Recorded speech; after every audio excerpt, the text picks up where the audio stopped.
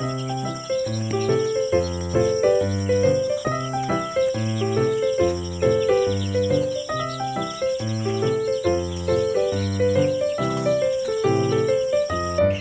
magandang tanghali po sa inyo mga ka-farmer. Let's go farming na po. Pang 14th day na po ng ating mga alagang sisiw.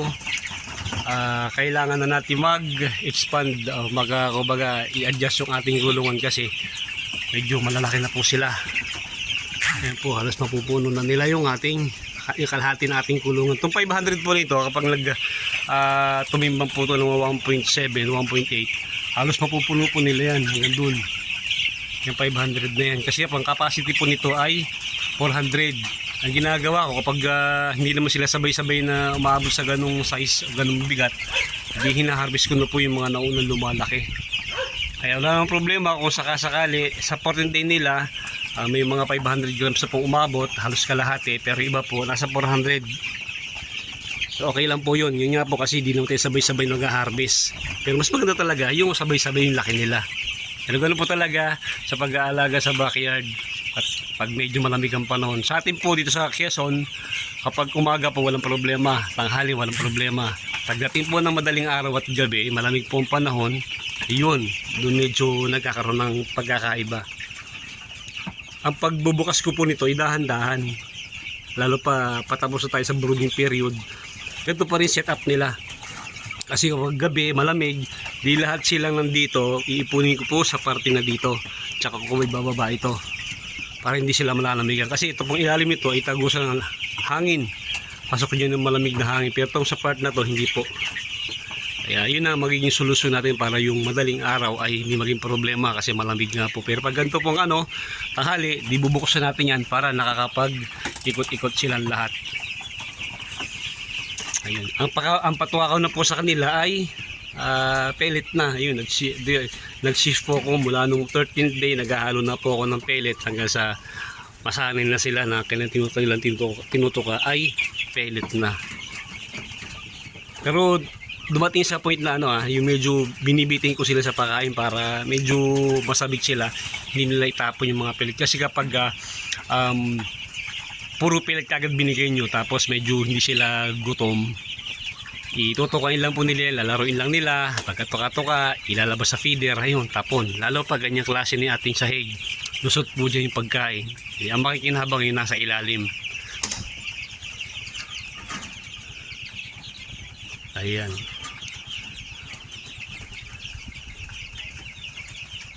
Nagdagdag na po ako ng mga feeder, nagdagdag na rin po ako ng tubigan, painuman, kasi na-expect talaga natin mas lalakas yung kain nila pagpasok nila, pagkatapos nila ng brooding stage. Kaya ayan po, marami ng painuman, marami na rin pakainan. Ito pong kulungan na ito, kapag umabot po sila ng mga halimbawa 1.7 na 1.8 na, halos mapupuno po yan. Kapag nasa mga 28 days to 32 days, halos mapupuno po yan. Ang ginagawa ko kapag gusto yung unang lumaki, pinipili po ako ng malalaki, di kinakatay ko na, binibenta ko na para pag hindi sila kasi pwede magsabay-sabay ng malalaki, magiging crowded po yung ating kulungan. At lalo pag ganitong mainit ang panahon, baka magka-problema pa, tumirik pa sila. Nagbigay tayo ng prevention sa kanila nung parang 3rd day po yun hanggang 4th, 5th day. Yan. 3 araw po yun yung half dosage. Halimbawa naman po na tamaan sila uli ng sipon, hindi na natin pwedeng gamitin yung binigay natin na pang prevention sa kanila.